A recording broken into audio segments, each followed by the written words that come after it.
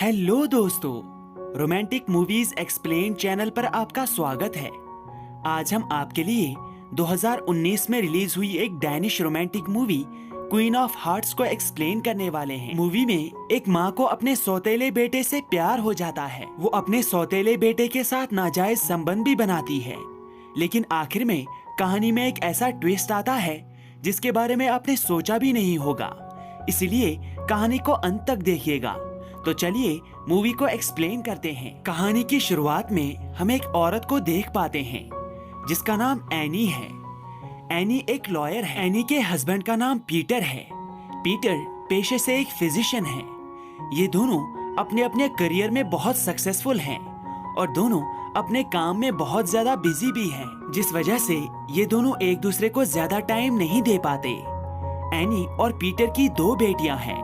वो ट्विंस हैं, जिनमें एक का नाम फैनी और दूसरी का नाम फ्रीडा है। एनी से पहले पीटर की एक शादी हो चुकी है और उस बीवी के साथ पीटर का एक बेटा भी है जो अभी 18 साल का होने वाला है। पीटर और एनी डिसाइड करते हैं कि वो पीटर के बेटे को यहीं पर रहने के लिए बुलाएंगे, जिससे उन्हें एक बेटा मिल जाएगा और उनकी दोनों बेटियों को एक भाई मिल जाएगा। अगले दिन पीटर अपने बेटे को अपने घर में ले आता है।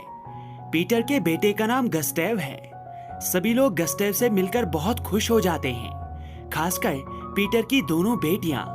वो अपने भाई से मिलकर बहुत खुश थी, लेकिन पहले ही दिन से एनी अपने सौतेले बेटे के साथ फ्लर्ट करना स्टार्ट कर देती है। गस्टेव अभी इनके साथ ज्यादा कंफर्टेबल नहीं हुआ था, इसलिए वो इनमें से किसी के साथ भी ज्यादा बातें नहीं करता था। वो हर वक्त अकेला रहता था। एक दिन जब एनी अपने काम से अपने घर पे आती है, तब वो नोटिस करती है कि उनके घर में चोरी हुई है। वो जल्दी से पुलिस को कॉल करती है और चोरी के बारे में इन्फॉर्म करती है। अगले दिन एनी गस्टेव के कपड़े धो रही थी, तभी उसे गस्टेव की पैंट में अपना की चेन मिलता है, जिससे उसे समझ आता है कि घर में गस्टेव ने ही चोरी। कुछ देर के बाद जब गस्टेव घर आता है तो एनी उसे कन्फ्रंट करती है और उससे कहती है कि मुझे पता है घर में तुमने ही चोरी की थी और मेरे पास इसका सबूत भी है, लेकिन मैं इसके बारे में तुम्हारे पिता से कुछ नहीं। लेकिन इसके बदले तुम्हें मेरी एक बात माननी होगी। तुम्हें घर के कामों में मेरा हाथ बटाना होगा। इसके लिए गस्टेव तैयार हो जाता है। अगले दिन से गस्टेव घर के कामों में एनी का हाथ बटाता है और साथ ही अपनी दोनों बहनों का भी ख्याल रखता है। ये देखकर एनी और पीटर दोनों बहुत खुश होते हैं। एक दिन गस्टेव अपने घर पे अपनी गर्लफ्रेंड को लेकर आता है। उसकी गर्लफ्रेंड का नाम अमेंडा है। वो अमेंडा को एनी से मिलाता है। कुछ देर के बाद अमेंडा और गस्टेव अपने कमरे में चले जाते हैं और वहाँ पर वो लोग इंटीमेट हो जाते हैं। लेकिन उनके इंटीमेट होने के दौरान उनकी सारी आवाजें एनी सुन लेती है, जिससे उसकी फीलिंग्स जाग जाती हैं। काम में बिजी होने की वजह से वो बहुत टाइम से अपने हस्बैंड पीटर के साथ इंटीमेट नहीं हुई थी, लेकिन जैसे ही पीटर घर आता है तो एनी उसके साथ संभोग करती है। धीरे धीरे अब गस्टेव इस फैमिली के साथ कंफर्टेबल होने लगता है। वो एनी के साथ अपनी सारी बातें शेयर करता है। एनी उसे अपनी माँ से ज्यादा प्यार करती है। एक दिन एनी के घर पे एक गेट टुगेदर होता है, जहाँ पर एनी और पीटर के सभी फ्रेंड्स और उनके रिलेटिव्स आए थे, लेकिन एनी इस पार्टी को बिल्कुल भी एंजॉय नहीं कर रही थी। इसलिए वो इस पार्टी को छोड़कर गस्टेव के पास चली जाती है। वो गस्टेव को एक बार में ले जाती है, जहाँ पर गस्टेव और एनी बहुत देर तक बातें करते हैं। वो दोनों साथ में ड्रिंक करते हैं और लास्ट में एनी गस्टेव को किस करती है। यहाँ से एनी और गस्टेव के नाजायज रिश्ते की शुरुआत होती है।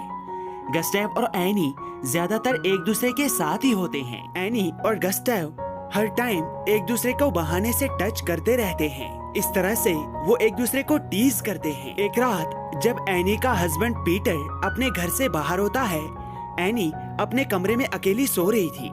उसे नींद नहीं आ रही थी, इसलिए वो रात में गस्टेव के कमरे में चली जाती है। गस्टेव उसे देखकर चौंक जाता है।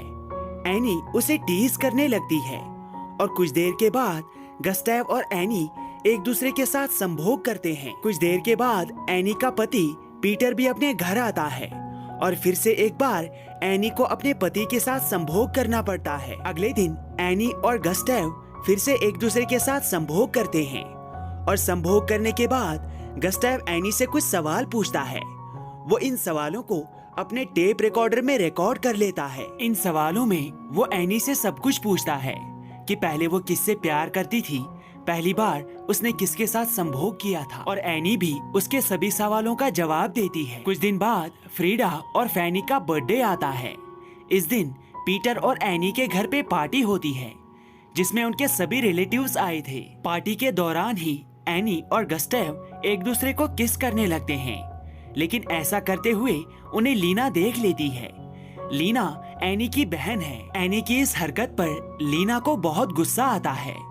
एनी लीना से बात करने की भी कोशिश करती है, लेकिन लीना बात करने से मना कर देती है।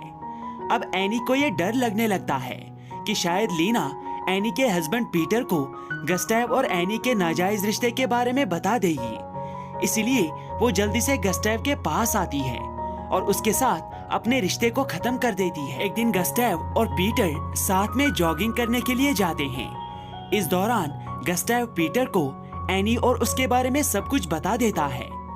कुछ देर के बाद जब पीटर घर आता है तो वो एनी को कन्फ्रंट करता है कि गस्टेव ने मुझे तुम्हारे और उसकी रिलेशन के बारे में सब कुछ बता दिया है, लेकिन एनी इस बात से साफ इनकार कर देती है।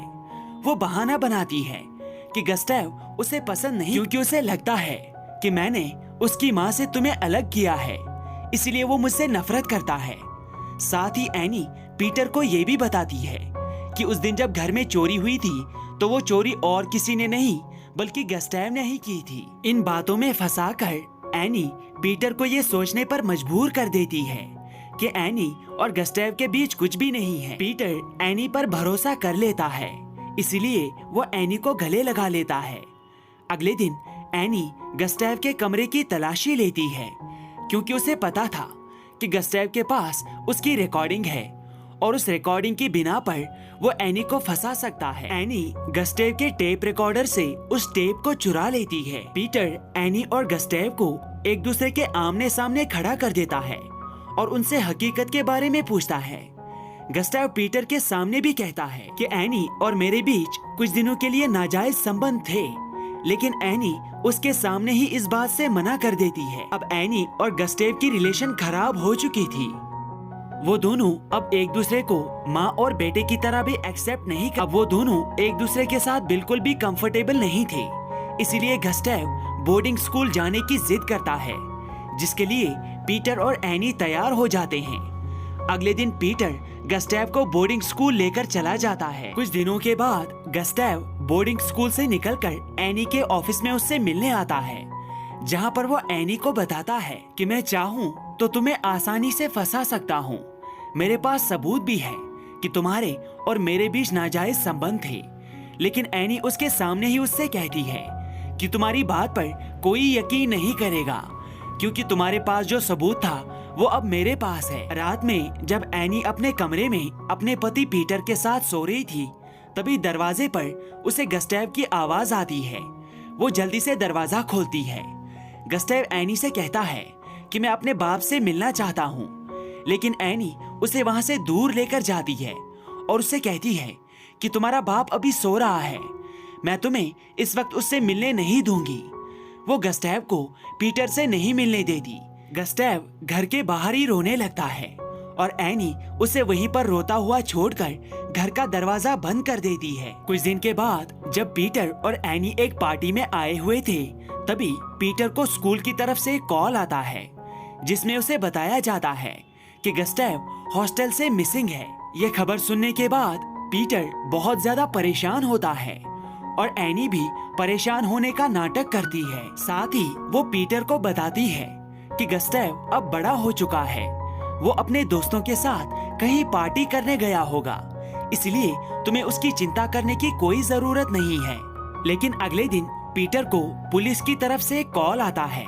पुलिस उसे स्टेशन में बुलाती है, जिसके बाद पीटर पुलिस स्टेशन चला जाता है। जब वो वहाँ से वापस आता है तो वो एनी को बताता है कि गस्टेव पुलिस को मृत अवस्था में जंगल में मिला था, वो मर चुका है। इस खबर से पीटर बहुत उदास होता है और अब ये खबर सुनने के बाद एनी भी बहुत ज्यादा उदास हो जाती है। वो बाथरूम में छुपकर रोने लगती है, क्योंकि उसे लगने लगता है कि शायद गस्टेव ने एनी की वजह से सुसाइड किया होगा, लेकिन असल में गस्टेव के साथ क्या हुआ था, उसने सुसाइड किया था या किसी ने उसे मार दिया, इस बारे में हमें मूवी में कुछ भी नहीं बताया जाता। मूवी के आखिरी सीन्स में हम पीटर, एनी और उसकी दोनों बेटियों को गस्टेव के फ्यूनरल में जाते हुए देखते हैं। इसी के साथ ये मूवी यहाँ पर समाप्त होती है। आपको मूवी की एक्सप्लेनेशन कैसी लगी ये हमें कमेंट्स में जरूर बताइएगा, क्योंकि आपके कमेंट्स से हमें आपके फीडबैक का पता चलता है। और साथ ही ऐसी मूवीज को रोज एंजॉय करने के लिए हमारी चैनल को भी सब्सक्राइब कीजिएगा। Thank you, take care and good bye.